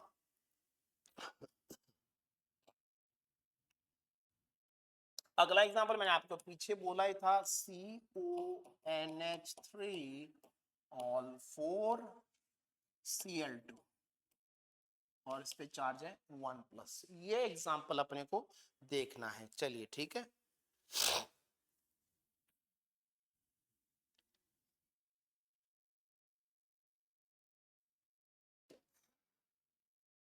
यस, तो मैंने कहा बच्चों,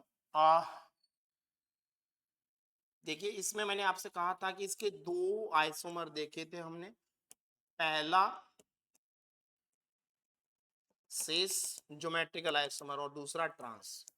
तो देखिए पहले मैं सिस की बात करता हूं, ClCl NH3 NH3, okay, NH3 NH3 कौन से टाइप का कॉम्प्लेक्स है, Ma4B2 टाइप का कॉम्प्लेक्स है, इस पे चार्ज लगाया 1+। अब ये तो सिमेट्रिकल नहीं है, मैंने कहा ये सिस है, ये सिमेट्रिकल नहीं है, और इसके सामने लगाया मिरर, तो दूसरा इसका ऑप्टिकल एक्टिव फॉर्म यानी इनेंशियोमर बनेगा, इनेंशियोमर बनेगा। तो उसमें मैंने कहा Cl NH3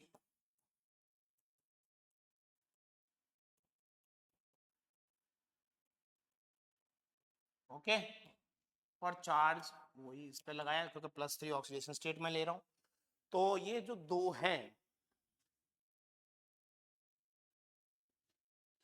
ये जो दो आइसोमर बनाए हैं आपके सामने, मैंने कहा भाई ये दोनों इनेंशियोमर है, दोनों इसी से हैं, इनेंशियोमर्स,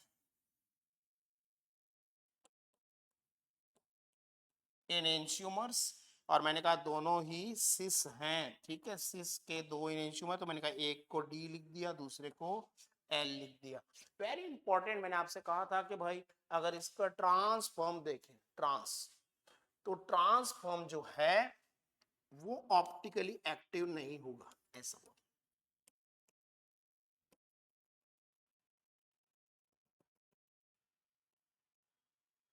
ClCl NH3 NH3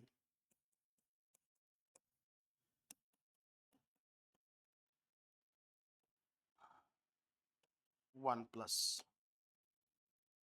जी, अब ये जो ट्रांस है it is optically inactive, optically inactive.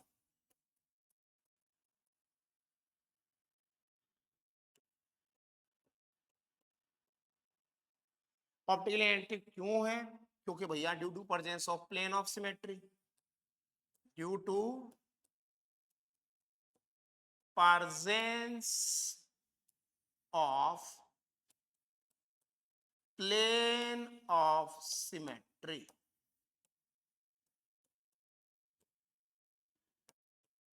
Plane of symmetry इसमें प्रेजेंट है। लुक एट, अगर मैं वर्टिकल प्लेन ऑफ सिमेट्री आपको दिखाता हूं, ये प्लेन देखिए, ठीक है, तो इस प्लेन से अगर हम इसको काटें तो दोनों साइड सेम है, ठीक है, दोनों साइड सेम होनी चाहिए। ऐसे आप और भी प्लेन इमेजिन कर सकते हैं, ठीक है, मैंने आपको एक प्लेन दिखाया है, ठीक है, इस प्लेन से काटने पे उधर दो NH3 इधर भी दो NH3 तो इसके दो सेम पार्ट हो जाते हैं, hence we can say that it is symmetric. Okay, तो टोटल इसके टोटल आइसोमर कितने बने, टोटल आइसोमर बने,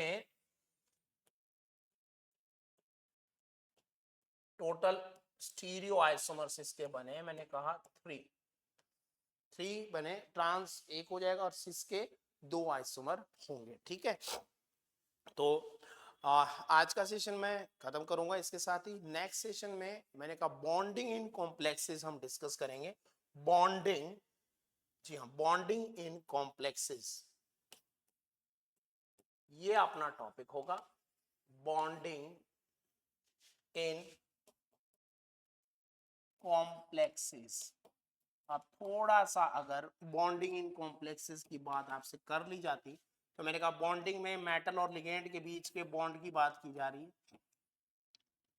ठीक है, तो उसमें मैंने कहा थियरीज जो है वो वर्नर थ्योरी तो हमने डिस्कस कर ली थी, प्राइमरी वैलेंसी सेकेंडरी वैलेंसी की।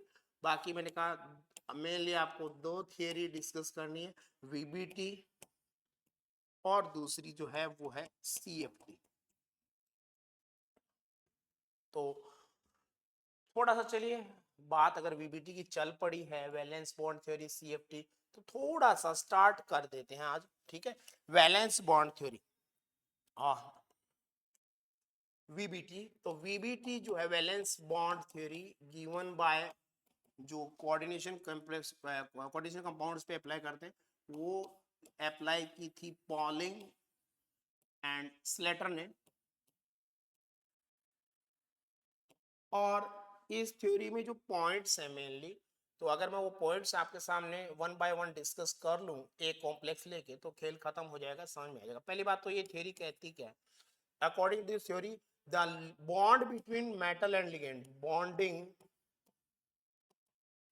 bonding between metal and ligand is coordinate bond होता है, is coordinate, where ligand is donor and metal is acceptor. Ligand is lone pair donor and metal is lone pair acceptor. तो acceptor और donor के पास क्या condition होनी चाहिए, मैंने कहा जो एक्सेप्टर होगा वो होगा लेविस एसिड और जो डोनर होगा वो होगा लेविस बेस। तो डोनर के पास होना चाहिए लॉन पेयर और एक्सेप्टर के पास होना चाहिए वैकेंट ऑर्बिटल, वैकेंट ऑर्बिटल और यू कैन से एम्प्टी ऑर्बिटल उसके पास में होना चाहिए। ठीक है, तो मेटल के पास में खाली ऑर्बिटल अवेलेबल होंगे तो वो बॉन्डिंग कर पाएगा खाली ऑर्बिटल के अकॉर्डिंग। फिर आगे जाके हम देखेंगे हाइब्रिडाइजेशन एंड शेप। तो मैंने कहा भाई इसमें देखिए अगर बात की जाए सबसे पहले क्या क्या पॉइंट्स होने चाहिए, तो सबसे पहले मैंने कहा होता है पॉइंट मेन ऑक्सीडेशन स्टेट और आयोनाइजेशन, गेनिंग ऑक्सीडेशन स्टेट और आयोनाइजेशन। फिर मेटल ने अगर अपना ऑक्सीडेशन स्टेट गेन कर लिया यानी इलेक्ट्रॉन रिमूव करके वो पॉजिटिव चार्ज गेन कर लिया, देन उसके बाद में है इलेक्ट्रॉन पेयरिंग, इलेक्ट्रॉन पेयरिंग ताकि वैकेंट ऑर्बिटल्स अरेंज किए जा सके। देन उसके बाद में होता है हाइब्रिडाइजेशन, हाइब्रिडाइजेशन और हाइब्रिडाइजेशन जब हो जाएगा तो सेम एनर्जी और शेप के ऑर्बिटल्स बन जाएंगे मेटल के पास।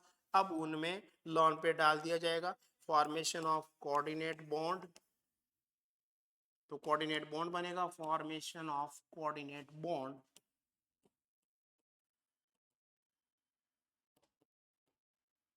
ठीक है, और फिर मैंने कहा भाई इसके बाद में कॉम्प्लेक्स की आपको देखनी है उसके अकॉर्डिंग शेप, और शेप के बाद में मैंने कहा उसका मैग्नेटिक बिहेवियर, मैग्नेटिक बिहेवियर यानी कि उसके पास में अगर अब अनपेयर्ड इलेक्ट्रॉन है तो वो पैरामैग्नेटिक कॉम्प्लेक्स बनेगा, और अगर सारे इलेक्ट्रॉन पेयर्ड हैं तो वो डायामैग्नेटिक कॉम्प्लेक्स बनेगा। और एक और कॉन्सेप्ट लास्ट में रहता है जो है बैक बॉन्डिंग। बैक बॉन्डिंग मैंने कहा था मेटल कार्बोनाइल्स में स्पेशली होती है, मेटल कार्बोनाइल्स। ठीक है, तो ये पॉइंट्स मैं आपसे डिस्कस कर रहा हूँ एक बैक बॉन्डिंग को छोड़ के। मैंने कहा भाई कोऑर्डिनेशन नंबर मैंने यहाँ रखा है 6, ठीक है। चलिए, और जो लिगेंड्स हैं, लिगेंड का जो मैं सेट ले रहा हूँ पहले, वो लिगेंड कौन से, देखिए वो है लिगेंड, इनमें से कोई सा हो सकता है, NH3, CN माइनस, CO, और CO और उसका अलावा EN, ठीक है। एक एक लिगेंड और लिखा मैंने NCS माइनस, ठीक है। चलिए, तो अमोनिया का या साइनाइड का कॉम्प्लेक्स मैं बनाता हूं। चलिए, यहाँ पे मैंने कोबाल्ट का एक कॉम्प्लेक्स लिख दिया आपके सामने, CONH3 ऑल 6 3+, ठीक है। कोबाल्ट का ऑक्सीडेशन स्टेट +3 है। स्टार्ट करते हैं, पहला पॉइंट क्या था, ऑक्सीडेशन स्टेट। तो कोबाल्ट का जल्दी से कॉन्फ़िगरेशन देख लेते हैं भाई। कोबाल्ट का 27 एटॉमिक नंबर, तो कॉन्फ़िगरेशन क्या होगा बच्चों, है आर्गन, देन मैंने कहा भाई 4s2 एंड 3d7, ठीक है। आगे 4p खाली है, ठीक है। अभी मैंने कहा चलो इसको ऑक्सीडाइज कर दिया, इसके 3 इलेक्ट्रॉन निकाल दिया, ऑक्सीडेशन स्टेट में ले आया, इसको 3 इलेक्ट्रॉन रिमूव कर दिए, तो इसका कॉन्फ़िगरेशन हो गया 3d7 4s0 4p0।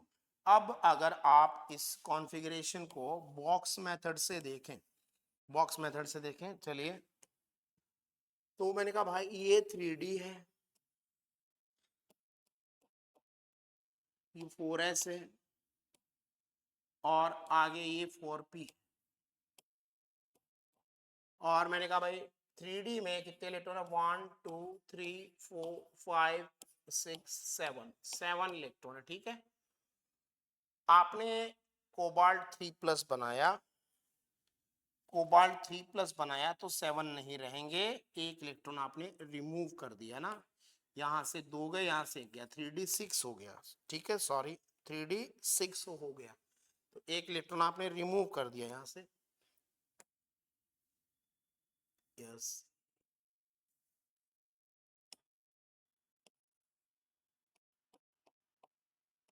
1 2 3 4 5 6, एक इलेक्ट्रॉन आपने रिमूव कर दिया। अब मैंने कहा यार इलेक्ट्रॉन पेयरिंग वाला सेट हो जाता है कि भाई इलेक्ट्रॉन पेयरिंग कौन करा रहा है, इलेक्ट्रॉन पेयरिंग जो करवा रहा है वो लिगेंड करवा रहा है, by electron pairing by NH3 ligands, ठीक है। तो इलेक्ट्रॉन पेयरिंग हो रही है, लिगेंड करवा रहा है, तो उससे क्या होगा, मैंने कहा ऑर्बिटल वैकेंट हो जाएंगे, अपने को 6 ऑर्बिटल चाहिए खाली बॉन्डिंग करने के लिए, ठीक है।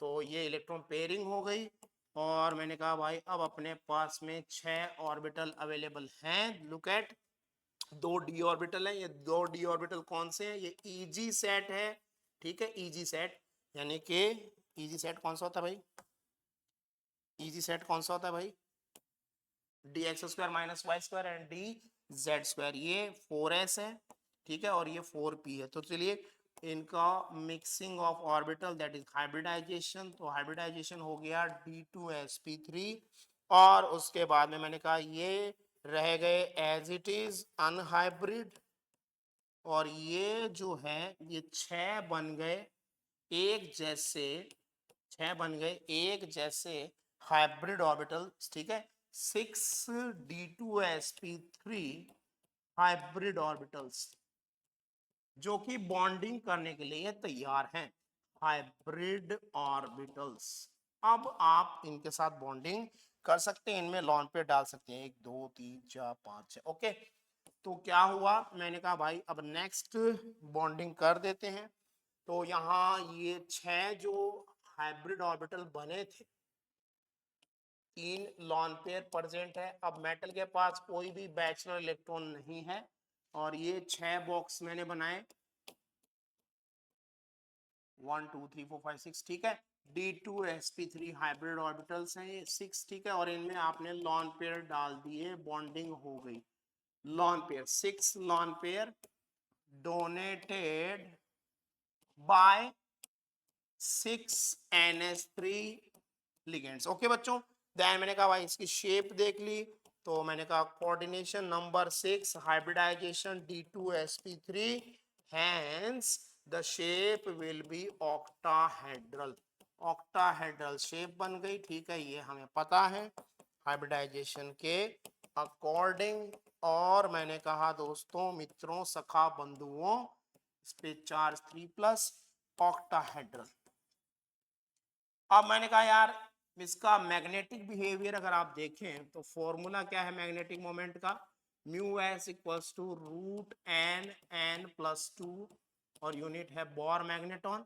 तो मैंने कहा भाई इसके पास तो कोई भी बैचलर इलेक्ट्रॉन नहीं है, कोई बैचलर इलेक्ट्रॉन नहीं है। Hence we can say, hence we can say कि भाई इसका जो हाइब्रिडाइजेशन के अकॉर्डिंग, सॉरी, कोई बैचलर इलेक्ट्रॉन नहीं है, तो mu s equals to 0 and this complex, आ रहे हो क्या,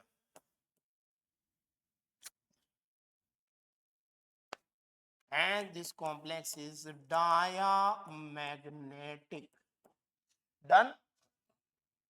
चलिए, तो दोस्तों मैंने कहा ये देखिए, ये स्टेप वाइज आपको बताया गया कि पेयरिंग होती है कब, जब आपके पास में लिगेंड कौन से हैं वो ध्यान देने की जरूरत है। ये सेट है लिगेंड्स का, ये पेयरिंग करवाता है, ठीक है।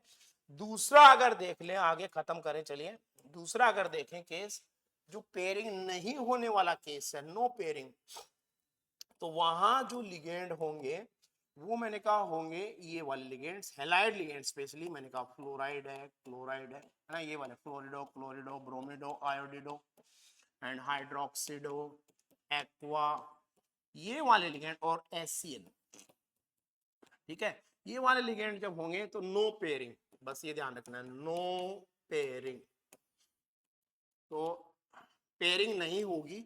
अब पीछे वाले केस में जब देखिए आपने कहा कि अंदर वाले ऑर्बिटल्स ने पार्टिसिपेट किया तो D2sp3 हाइब्रिडाइजेशन हुआ, तो ये जो कॉम्प्लेक्स है इन्हें बोला गया inner orbital, inner orbital complexes, ठीक है। और इलेक्ट्रॉन पेयरिंग हुई तो इसीलिए इन्हें बोला गया spin paired complexes, spin paired complexes, ये वर्ड्स हैं, ध्यान देना है। स्पिन पेयर्ड किसके लिए काम में आता है, इनर ऑर्बिटल किसके लिए काम में आता है, T2sp3, नो पेयरिंग, तो पेयरिंग नहीं होगी, ठीक है। तो इसका एक एग्जांपल आपके सामने शेयर कर देते हैं चलिए फटाफट से। मैंने कहा भाई COF6 3-, ये कॉम्प्लेक्स ले लिया, कोबाल्ट का ही कॉम्प्लेक्स है, फिर से मैंने कहा देखिए ऑक्सीडेशन स्टेट +3 है, कोबाल्ट 3+ का फटाफट से कॉन्फ़िगरेशन अगर आपने देखा पीछे, तो मैंने कहा 3d6 4s0 4p0 4d0। अब मैंने कहा बॉक्स मेथड से लिख दिया, अब पेयरिंग होने वाली नहीं है, तो ये लिया हमने 3d, और 3d में 1 2 3 4 5 6, ठीक है, और ये है 4s, देन मैंने कहा ये 4p है, और आगे 4d भी पड़ा है, ठीक है। अब पेयरिंग होगी नहीं तो हमारा हाइब्रिडाइजेशन हो जाएगा, बाहर वाले जो आउटर सेल के ऑर्बिटल्स है वो हाइब्रिडाइजेशन करेंगे, हाइब्रिडाइजेशन का नाम हो जाएगा sp3d2, ये दोनों d वही है, फिर से इजी सेट, हाइब्रिडाइजेशन हुआ, और हाइब्रिडाइजेशन के बाद का सीन देख लीजिए। मैंने कहा ये एज इट इज पड़े हैं 1 2 3 4 5 6, ठीक है। और मैंने कहा ये कौन से ऑर्बिटल थे, ये 3D थे, देन उसके बाद में आगे मैंने कहा 6 हाइब्रिड ऑर्बिटल बने, 6 हाइब्रिड ऑर्बिटल बने, 6sp3d2 हाइब्रिड ऑर्बिटल्स, ठीक है। और आगे ये जो T2g सेट था ये एज इट इज पड़ा, इससे हमें कोई मतलब नहीं है, यस। तो मैंने कहा भाई अब बारी हो, इलेक्ट्रॉन बॉन्डिंग हो गया, इनमें लॉन पेयर डाल दिए गए, ये लीजिए लॉन पेयर भी यहीं पे डाल देते हैं, ठीक है। 6 lone pair donated bye 6f- ligands, shape वही होगी ऑक्टाहेड्रल, उसमें कोई इश्यू नहीं है। इश्यू जो है वो है इसके मैग्नेटिक बिहेवियर में, क्योंकि पेयरिंग नहीं हुआ है, पेयरिंग नहीं हुआ है दोस्तों, तो आपको बैचलर दिखाई दे रहे होंगे। तो मैंने कहा भाई इसके पास में कितने बैचलर हैं, 4 बैचलर इलेक्ट्रॉन है, 4 अनपेड इलेक्ट्रॉन है, 1 2 3 4। हैंस वी कैन से इसका मैग्नेटिक मोमेंट जो है वो होगा 4.87 डिबाई, और मैंने कहा ये हो जाएगा पैरामैग्नेटिक। पैरामैग्नेटिक तो वीबीटी में कोऑर्डिनेशन नंबर 6 मैंने आपसे डिस्कस कर लिया। अब देखो यहाँ sp3d2 हाइब्रिडाइजेशन हुआ, इसीलिए इन कॉम्प्लेक्सेस को बोलेंगे outer orbital complexes. Outer orbital complexes, और क्योंकि इनकी स्पिन फ्री रही, पेयरिंग नहीं हुई, तो इन्हें स्पिन फ्री कॉम्प्लेक्स भी कहते हैं, spin free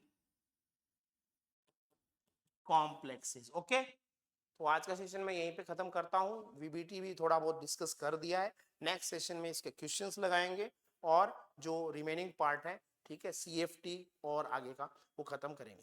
thanks for joining.